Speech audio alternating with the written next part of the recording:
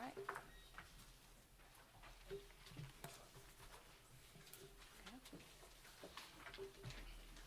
At this time, we'll call our meeting to order. I ask that we stand for our invocation and for our pledge. To our great Creator, we thank you for this beautiful day. We thank you for all the wonderful opportunities you have presented to us. We welcome you into this meeting this day to have your way. We ask that you lead us and guide us on the path that we should follow, that we will make this city the best that possible could be, while representing each and every citizens with equal opportunity to have access to all the goodness that this city has to offer. We welcome you again into this meeting. Please have your way. Amen.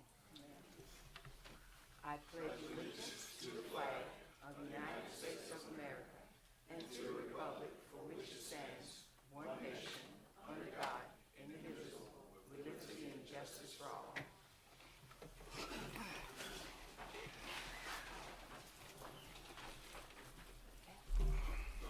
Council, we have before us the agenda, and I would like to ask if there's no objections that we move resolutions number 2024-16 and resolution number 2024-17 forward on our agenda. We do have a recipient here to receive those resolutions. Are there any objections? So move. Well, we're going to do a second. Any discussion? Hearing none, all those in favor signify by saying aye. All right, the resolution will be moved forward. At this time, we also have approval of our minutes. Minutes from April the 8th, 2024, regular meeting, and minutes from April the 16th, 2024, special meeting. Do we have a motion? So moved. Second it. We have a motion and a second. Any discussion? Hearing none, all those in favor signify by saying aye. Aye. Let it reflect that it has passed. Next, coming before us, we have honors and recognition. First, we have service recognition, and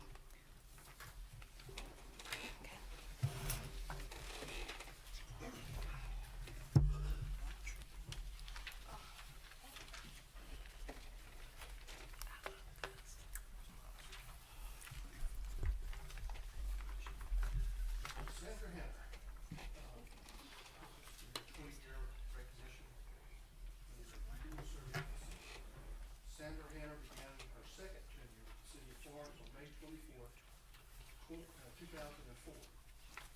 Sandra was originally hired in 1990 as a member of the Parks Division, where she obtained her commercial driver's license and subsequently transferred to the Streets Division. Sandra transferred then to the Utility Finance Division as a meter reader and progressed then to a customer service representative. Sandra later accepted a position with the City of Florence Police Department as a dispatcher and later served as a victim's witness advocate. In 2003, Sandra left the city to pursue other career opportunities. So she returned to the City of Florence in 2004 as a meter reader in the Utility Finance Division. In 2006, Sandra took the opportunity to move back to the position of customer service clerk, where she was responsible for the quality review of meter readings, coordination of reread verifications. In April of 2019, Sandra transferred to the Permitting Licensing Division as a permitting and licensing clerk, where she assists customers with the completion of business licenses and building permit applications, and collects receipts for business license fees, hospitality fees, and building permit fees. Sandra is well known for her demonstration of excellent customer service skills, and we thank her for her many years of service with the City of Florence.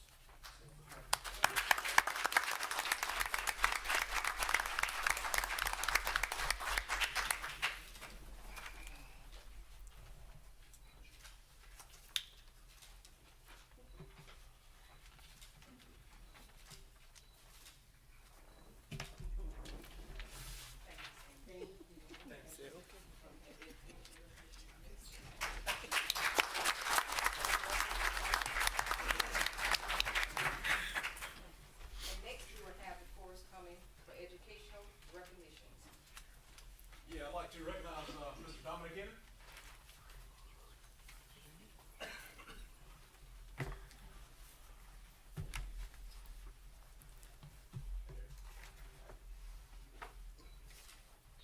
Hey, well, Mr. Henry here, unlike Ms. Sandra, he's a relatively new employee. He's been working with us for about 5 months now. but he's done a lot in a very short amount of time. He's passed his E level, D level, and most recently his C level water treatment license through South Carolina LLR. So, Very good. so once LLR has a chance to evaluate his college education credentials he's got and his experience working here with the city, they'll be issuing him his actual C level license, which means he can independently operate our water plants here for the city of Florence. So.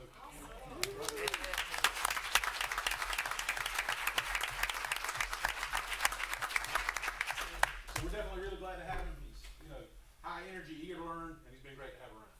So thank you. Congratulations.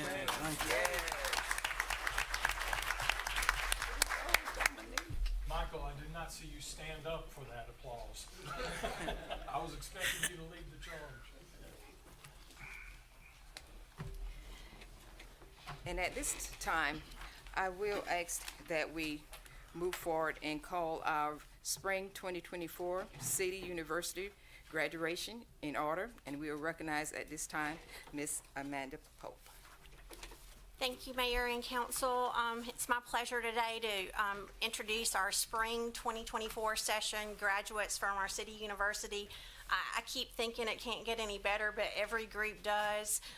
It's just been so exciting and fun to be with a group of folks who are so interested in learning about the city, what we do, and we've enjoyed this group so much. So we'll start with each graduate. When I call your name, please, if you would come up with the mayor, she'll hand your certificate, and if you'll just stay up front so we can get a group picture at the end. Janet Ballou.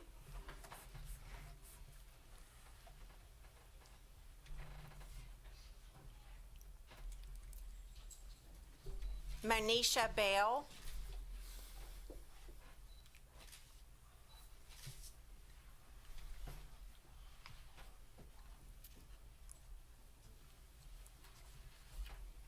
Janice Bogan.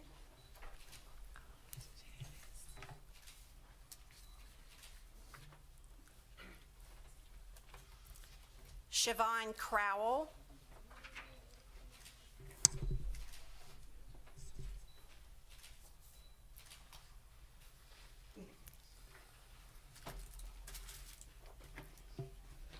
Samson Hines.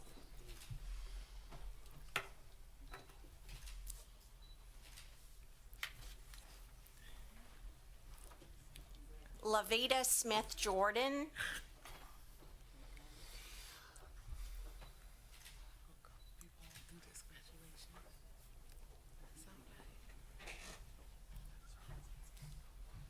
Kit Lowry.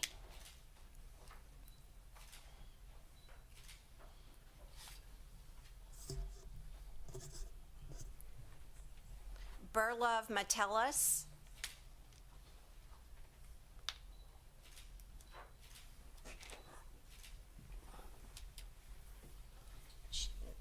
Donna Tisdale.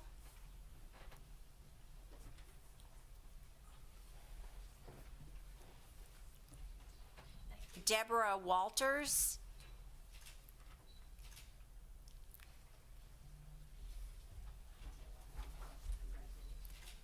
Cynthia Warnix.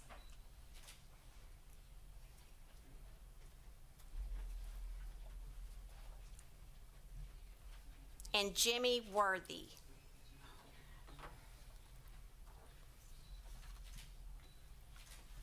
And this is our 2024 class from our spring session of City U graduates.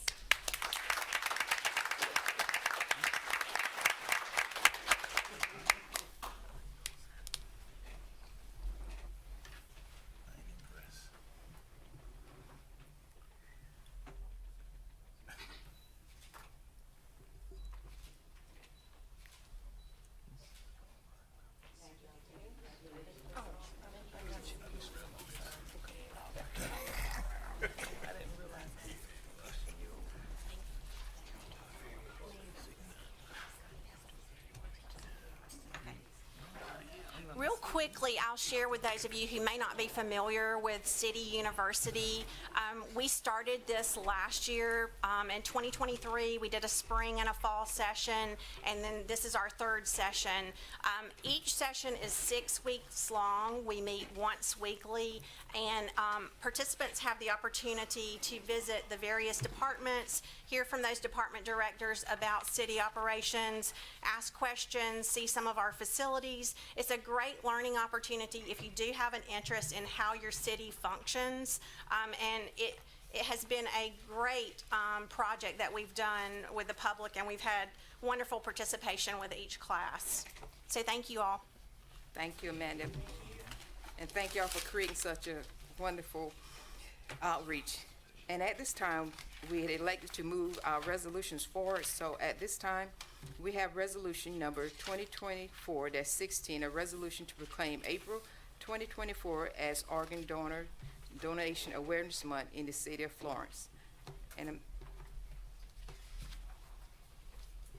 do we have a motion? So move. Second. We have a motion and a second. Any discussion?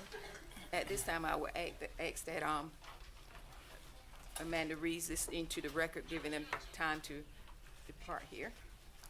Thank you, Mayor and Council. Resolution number 2024-16, a resolution to proclaim April 2024 as Organ Donation Awareness Month in the city of Florence. Whereas organ donation is a selfless act of generosity that saves and improves the lives of countless individuals suffering from organ failure, providing them with a second chance of life. And whereas the city of Florence, recognizes the critical need to raise awareness about organ donation and transplantation to inspire more individuals to register as organ donors and make their wishes known to their families. And whereas April is nationally recognized as Organ Donation Awareness Month, providing an opportunity for communities across the country to come together and educate the public about the importance of organ donation, dispel myths and misconceptions, and celebrate the gift of life through organ transplantation. And whereas by promoting organ donation awareness, we honor the generous donors and their families who've made the compassionate decision to give the gift of life, as well as the transplant recipients whose lives have been transformed by their generosity. Now therefore be it resolved that the City Council of the City of Florence hereby proclaims April 2024 as Organ Donation Awareness Month in the City of Florence, and encourages all residents to learn about organ donation, register as organ donors, and discuss their wishes with their families. Resolved this 13th day of May, 2024. You've heard the reading of the resolution. Is there any discussion? Hearing none, all those in favor signify by saying aye. Aye. Any opposed, like sign. Let it reflect that resolution number 2024-16 has passed. Next, we will have the reading and resolution number 2024-17. Do we have a motion? So move. Second. So we have a motion and a second. Any discussion? Hearing none, Amanda, would you please read it into record for us? Resolution number 2024-17, a resolution to proclaim May 2024 as Cystic Fibrosis Awareness Month in the City of Florence. Whereas cystic fibrosis is a genetic disease that affects the respiratory and digestive systems, leading to life-threatening complications, and whereas cystic fibrosis is chronic and progressive condition that impacts the lives of thousands of individuals and families worldwide, requiring lifelong medical care, treatments, and support. And whereas the City of Florence recognizes the importance of raising awareness about cystic fibrosis to promote understanding, compassion, and support for individuals living with cystic fibrosis and their loved ones. And whereas May is nationally recognized as Cystic Fibrosis Awareness Month, providing an opportunity for communities to come together to increase awareness, raise funds for research, and support individuals and families affected by cystic fibrosis. Now therefore be it resolved that the City Council of the City of Florence hereby proclaims May 2024 as Cystic Fibrosis Awareness Month in the City of Florence, and encourages all residents to join in raising awareness about cystic fibrosis and supporting efforts to improve the lives of those affected by this disease. Resolve this 13th day of May, 2024. You've heard the reading of the resolution. Any questions? Hearing none, all those in favor signify by saying aye. Aye. Any opposed, like sign. Let it reflect that the resolution has passed, and I'm going to ask the recipient to please come forward. We have a representative.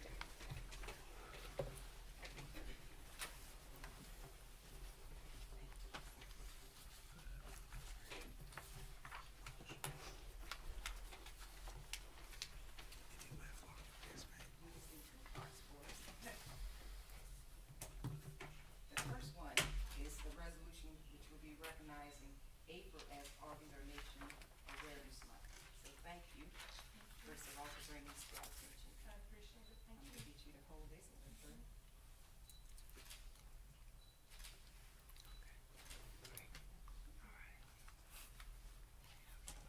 And next, this will be our resolution to actually recognize May 2024 as Cystic Fibrosis Awareness Month. Thank you again, and I want to present this to you. Thank you.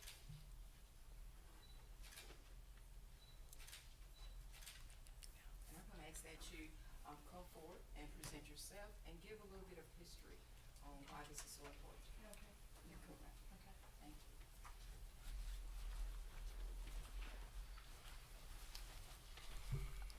you. My name is Peggy Hawkins. I want to thank Mayor Irvin and the council for having these resolutions. They are very dear and near to my heart.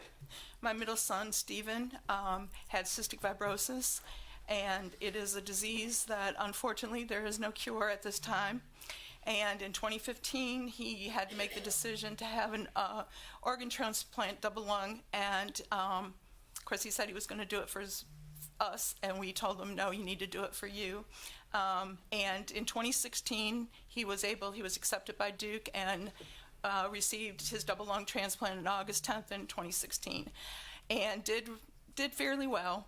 Unfortunately, we found out in December of 2019 that he was in organ failure, chronic organ failure, and there was nothing they could do. And those are the two worst words, let me tell you, that any parent could ever hear.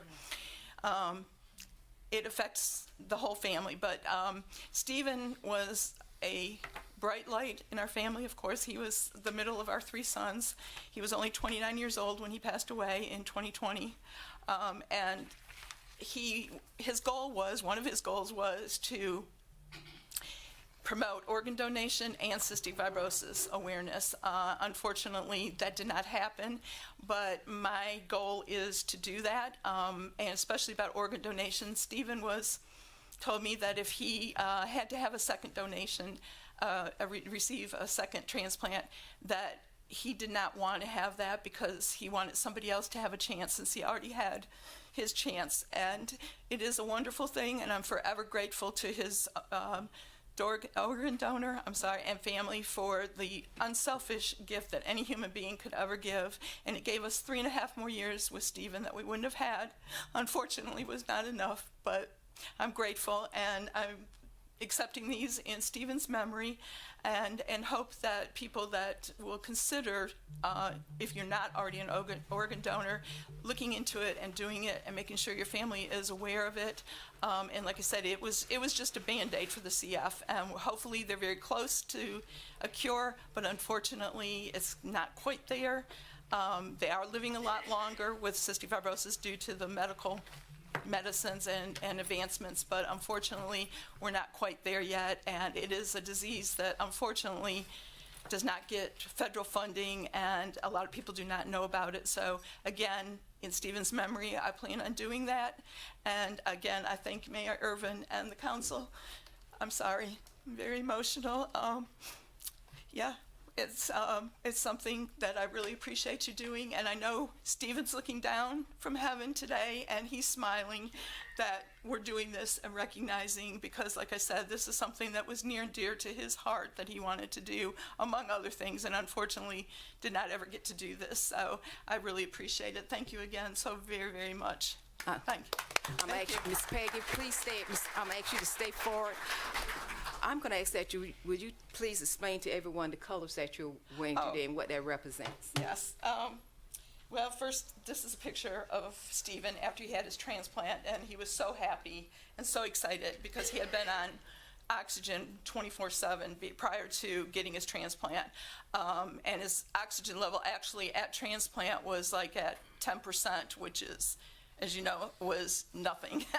And anyway, the teal and green are for organ donation, the colors for organ donation, which was, again, last month. And then the purple, which happens to be my favorite color, so it worked out really well, is for Cystic Fibrosis Awareness Month. So, and these are the awareness ribbons. And, of course, like I said, this is a picture of Stephen in very happy times. So appreciate it. Thank you so much for that, and I do want to say that being a mother to another mother, thank you for coming forth for speaking, not only for your child, but other children who Thank are you. also there. So I truly appreciate you, and I truly appreciate the times that we've gotten to speak. Thank you. And know that my heart is with you, and as well as my prayers. Thank you for continuing on for Stephen so he can speak for others, so that his legacy can continue to save other lives. At this time, I'll recognize Councilman Jabali.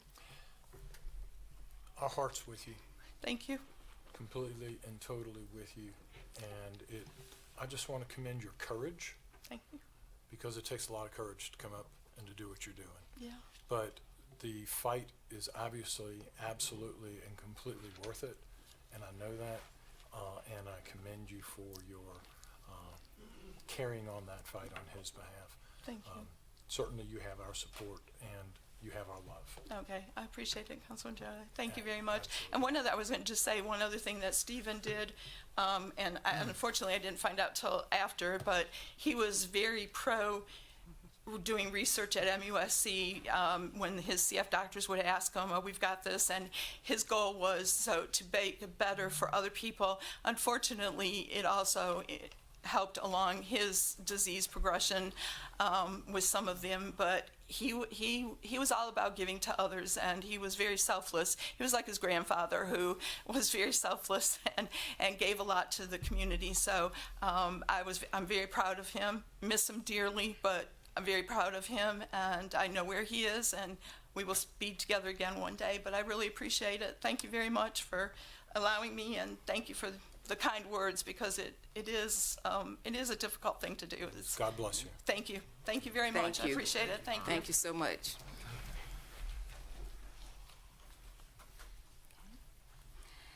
At this time, we will proceed with our agenda as outlined. Next, we have appearance before council, and we do ask that each person who gives notice to speak may be limiting their time to 5 minutes to their presentation. And this is according to our ordinance from section 2-24. At this time, Madam Mayor. I'm gonna give them a moment to, did you? Yeah, I wanted to make a motion that we add Greg Hendrick to the list of appearances before council on the addendum. Second. You've heard the motion to add an addendum, correct, to have Greg Hendrick to speak before the council. What is any discussion? Because we have a first and a motion and a second. Any discussion? Hearing none, all those in favor signify by saying aye. Aye. Any opposed, like sign.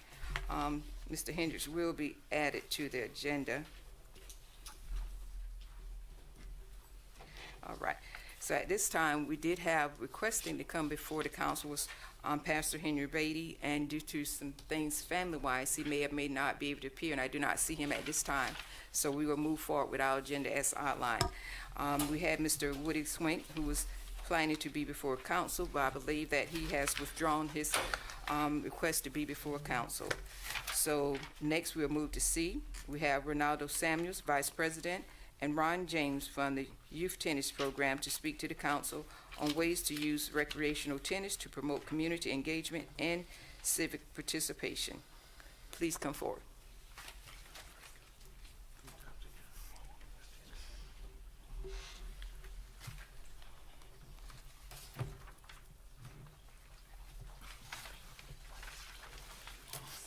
Well, thank you all for your time here today. My name is Renata Samuel. I have the pleasure and honor of serving as the Vice President of the Ron James Tennis Youth Program. And I am here to let you know that tennis is more than just a sport that's played on the court.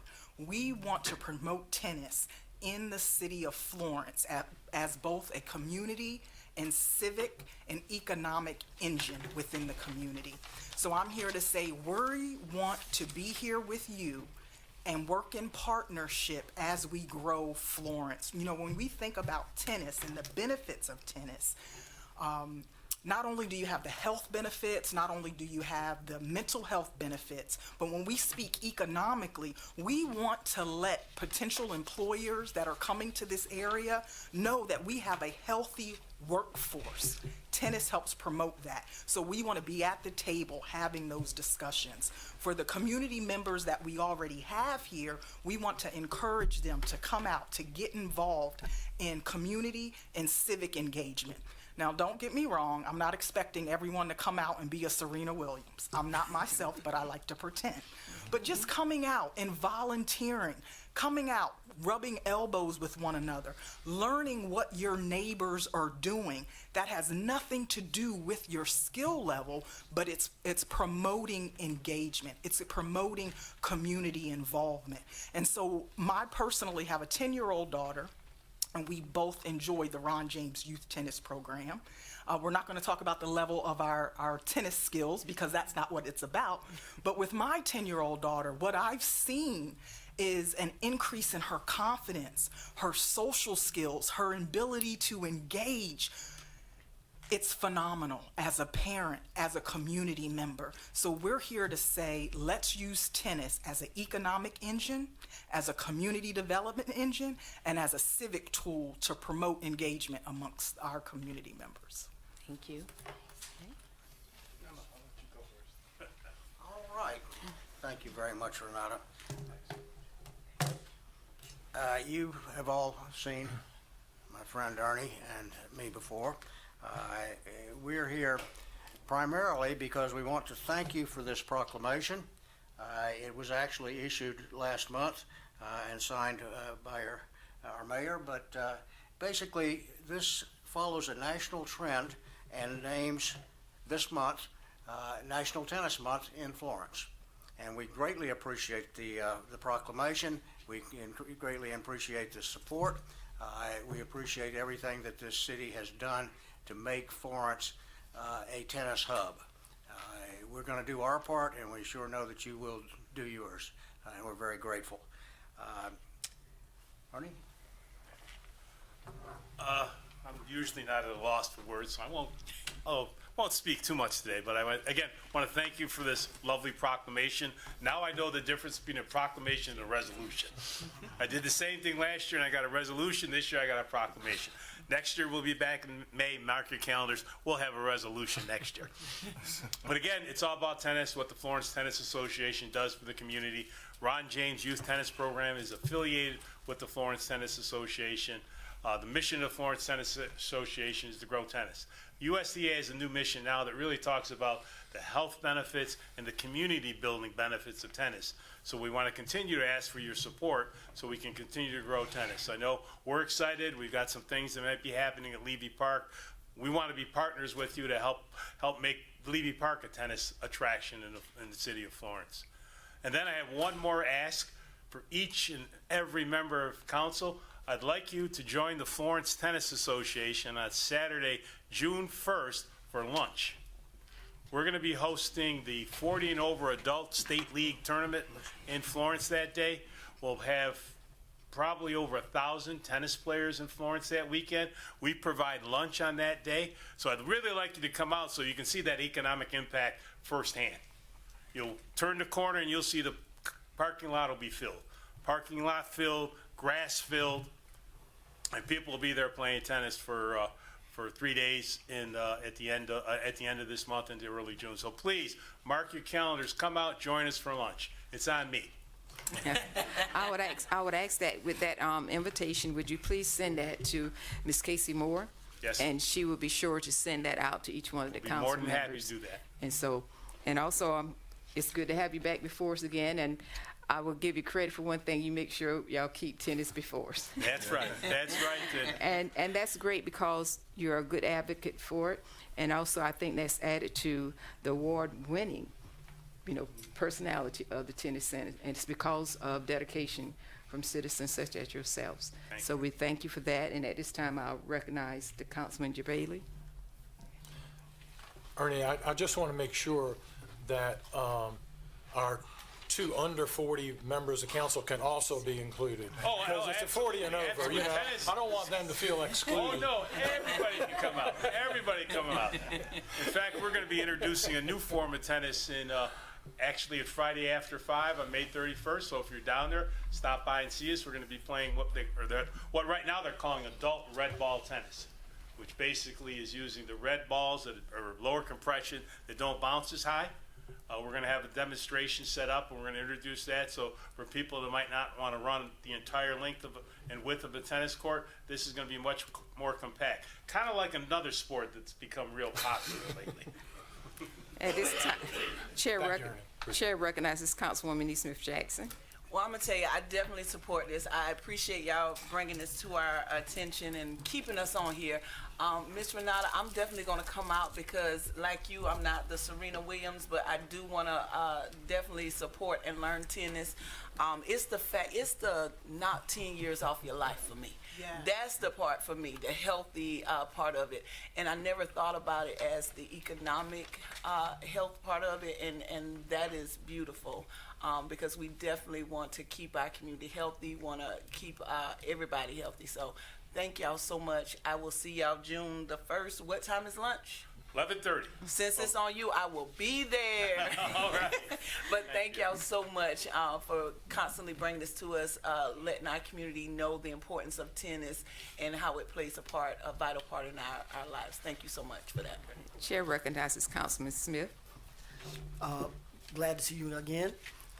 Congratulations, not on just receiving the proclamation, but the grant to establish tennis in the Levi Park area.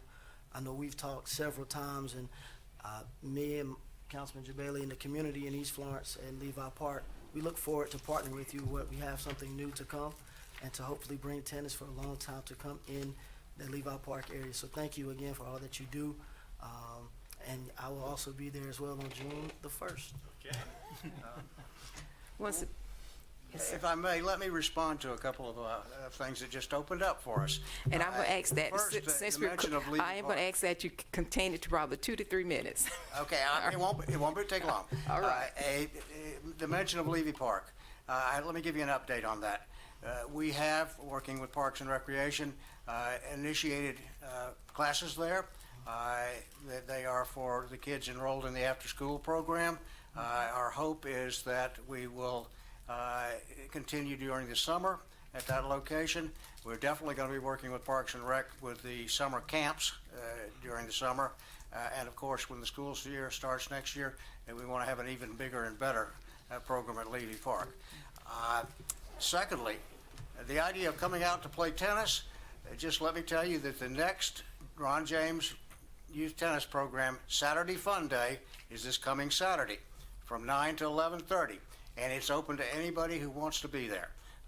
And we do lessons, games, have a lot of fun, and have refreshments. We do them approximately twice a month, and if somebody will give us the word as to how to get the schedule out to you guys, we'll do that. But please, come out automatically. Now, if we're rained out on Saturday, we shift to Sunday afternoon. And I was, Thank you. Thank you so much for that. And as well as how you're doing outreach, I do want you to revisit, it's been several years back when the Parks and Recreation removed the tennis court from the Northwest Center, that one of the things that was discussed was having the opportunity from the children who may be a part of the centers who do not have a tennis court to actually have transportation to go out to the tennis center. So I would ask that you look at revisiting that while this process of getting tennis courts are set up in the community. Revisit that thought and see how we can work on that. Thank you so much for all that y'all do. Next And thing, one more thing, and this is for Councilman Kemper. On Sunday, before Memorial Day, we've discovered that a lot of our Hispanic population goes to Levy Park on Sunday to gather. So we're going to do a tennis event at Levy Park on that Sunday, specifically targeted at those folks that come and visit the park. So trying to be extremely inclusive in what we do for tennis. thank you so much. And y'all keep doing what you're doing. Thank you. Next, we have an appearance before council will be Mr. Greg Hendricks. We will ask that you please come forward at this time. Thank you.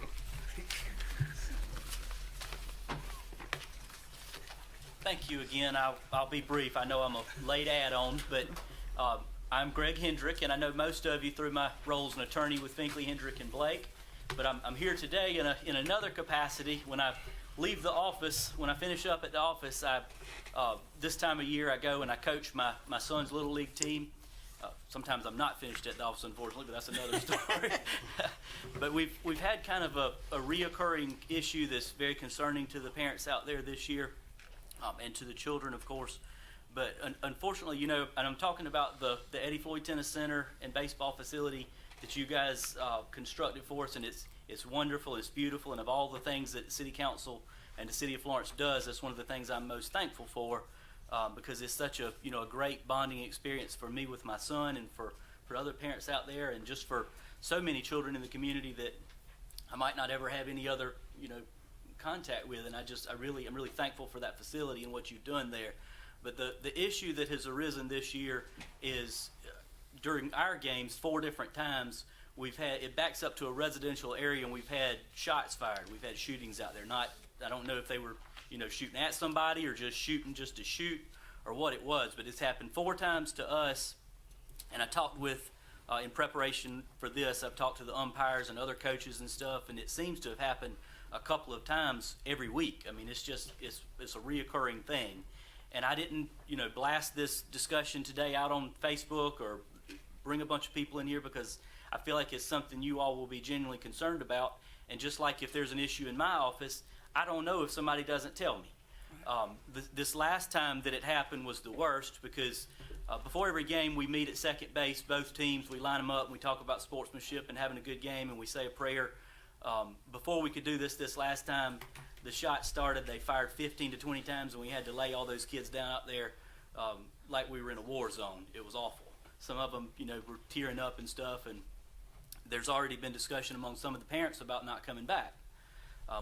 We've spent as a city so much money out there in that area, and I don't want to see that kind of thing, put a stain on it. So, and I talked with T.J. Joy, and I think a member of council had talked with Chief Heidler. I can't say enough good things about our law enforcement here, and that residential area that it backs up to is split between city and Kenton County, and as they always do, I know they'll work together, but I also want you guys to be aware whatever resources they need and whatever we need to do to work with that community and work with law enforcement, whatever we need to do to put a stop to that. I don't know if there's some option for some type of, when I do subdivisions and things, we talk about buffers and things of that nature. There's already a tremendous amount of excess dirt where a pond was built out there, and I think as long as it was done in such a way that these guys say it wouldn't create more of a problem, maybe there could be some kind of buffer put there, not only for benefit of stopping bad stuff like that, but also maybe some benefit to the neighborhood for noise control and things like that. That dirt really needs to be moved anyway. It's a big hill and it's growing grass. It's a place for snakes to hide and a child to fall off and break their arm or something. So it really needs to be, some things need to be done anyway. It needs to be landscaped and beautified, and I think that would be, just one more benefit to it is if there is a bad person there that's firing off rounds, that maybe it would at least be something to stop, because I'm just fearful that if we put our heads in the sand, something that's happening every single week, if we put our heads in the sand, I won't say it, but something really, really bad could happen in our community, and we certainly don't want that. So I thank you for y'all's time. I genuinely appreciate you, and I thank you for the time to speak. I'm going to ask that you remain, and I'm going to ask for our chief and for our sheriff to please come forward to maybe speak to the combination of work that y'all do together. Could y'all please come forward and speak to that? Absolutely. First of all, Greg, thank you for being here today and bringing this issue forward. Again, we want to know every time that there's a situation like this taking place, because obviously firearms and shooting the firearms causes us grave concern too. I can tell you that the sheriff and I work together on a regular basis, and I think I've told you this just a little while ago, but we have a violent crime task force, but we're also working together on this specific issue singularly. We'll have our officers working together out there. We have the schedule of when events are going to take place, and we'll make sure that we're out there. We've already made quite an impact in that area, because crime in that area has come down significantly. but that doesn't matter when there's shots being fired periodically. Doesn't matter if it's 20 times a day or 3 times. But we have made significant impact, and on that particular night, we got a number of phone calls from residents in that area. So, and they were trying to pinpoint the location for us. So it wasn't just calls from the folks that were in the stadium. It was the residents who were gaining trust of law enforcement in that area because they see us there working together and working to build a better relationship. I can tell you that wasn't probably 15 to 20 minutes after that, our officers made charges against a 15-year-old who was on the street on probation. He was in possession of a stolen firearm, and he was charged with being in possession of a stolen firearm and unlawful possession of the firearm. But he was on the street, he passed his curfew, and then it was a short time after that that we also determined that he had been coming from that area. So we don't know that if he was actually the one shooting, but we think, or that there were multiple people shooting, but we think that he was involved in it. So our officers were, I say that to say that our officers were right there and we were on top of it and searching the area and checking it. They heard the shots too. So anyways, all I can tell you is that the sheriff and I will continue to work together. He's committed to have one of his specialized units out there, and we will have additional officers at the same time. Right, and nothing about me being here today is critical of you or anybody with the city whatsoever. It's just to bring forward that this is going on, and it sounds like you're already aware, but it's a very important thing, and I appreciate you guys. We met on this issue right after it happened and came up with this game plan, and this is how we're going to work it, and hopefully we can reduce this to zero. Absolutely. Thank you, Mayor. Thank you. Appreciate you. Sheriff Draw, do you have any comments? I would like to say this, if there's any doubt, or any question about us working together as a team with the city of Florence, this is Florence County too, and my men and women of that office will be. I'm gonna have 2 teams out there. When you called me Thursday morning, the chief and I met that day, and we had this plan put into place. But just know, I don't know how many of you in here have my cell number, but I'll make sure you have it prior to leaving today, because I care and the chief cares. Your problem is my problem. And this chief and I go way back, but the men and women of this office, the street crime unit and criminal enforcement unit, they will be out there. You know, a lot of people don't know the volume of calls that we receive, and I say we, the city, Florence and Florence County, we average anywhere from 230 to 280 calls a day. That's on a busy day now. Not every day is that, but we've addressed this, and I give you my word that we're going to be there. I can't promise you they won't shoot, but when they shoot, the only shooting that's going to occur is the bad guys. And if we get there and they shoot at us, then they're going to get shot. Right. Okay? We're going to do what we got to do to take care of business. Bottom line. Anybody got any questions for me? Okay, Chair recognizes Councilman JaVale.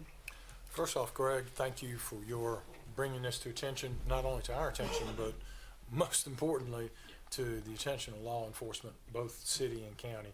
And also commending Chief Heidler, Sheriff Joy, commending y'all not only for this particular incident and working together, but your past history of what you've been doing, because the goal is to make Florence the best community that we can be, the Florence County the best county we can be, and your example of collaboration is exactly what we need to see, and I thank you for that. I do have a question, Chief Adler, about the cameras that we approved. Is that something that might be beneficial here? What are your thoughts? Is that something that can be put in place? And I don't know myself personally how all that is working, and if you can enlighten us and then see, is that an opportunity to us to do something? Yeah, those are tag reading cameras, and we are getting hits off of those things continuously. Last night, we had an officer who noticed a vehicle that had just hit for being stolen, and it was stolen out of another jurisdiction. He was able to stop that vehicle. Other officers were able to get it in the area. They got 3 individuals out that had full face masks, ski masks, and weapons on them. So they were in Florence from another location, not in Florence County or Florence City. And they did not have good intentions. And their intentions were not good. But you can see the benefit of that because they did not have good intentions. We would not have known until their crime had been committed, and we were able to thwart whatever it was that they were thinking about doing. We were getting those types of alerts on a regular basis: stolen tags, wanted persons, fugitives, and it is extremely beneficial. We have some that are in that area and some that are going in close to that area. We have That was 5 what I more to was put up. wondering. We have 25 of the 30 cameras up. Well, that was what I was wondering. Thank you very much. And again, thank you all. Appreciate it. Chair recognizes Councilwoman E. Smith Jackson. First of all, I want to thank Mr. Gregg for speaking up and going the way that you did. I received a call from Coach Jeff Davis. I guess he's a coach in one of his He was kids. on the other field when Yep. that happened. That's correct. Yes, and he explained to me the severity of it, how the kids were really terrified and traumatized by this. And I'm freaking out, like, what? Because no kid should ever feel that way and feel that they cannot be safe where they play recreational ball at. So I immediately got on the phone as well because I know they had a game that same night when Mr. Davis contacted me. And I'm like, we got to keep these kids safe and make sure. And I applaud Hyler and Joy. Thank you guys because, you know, I'm ready to have meetings. How we going to get this done? And to know that you guys are already on it. I appreciate you guys for being proactive. Unfortunately, we have to react to this, but being proactive going forward is of course my biggest thing. And I'm the biggest advocate for public safety. So keep doing what you're doing. I commend you guys. Thank you. Thank you.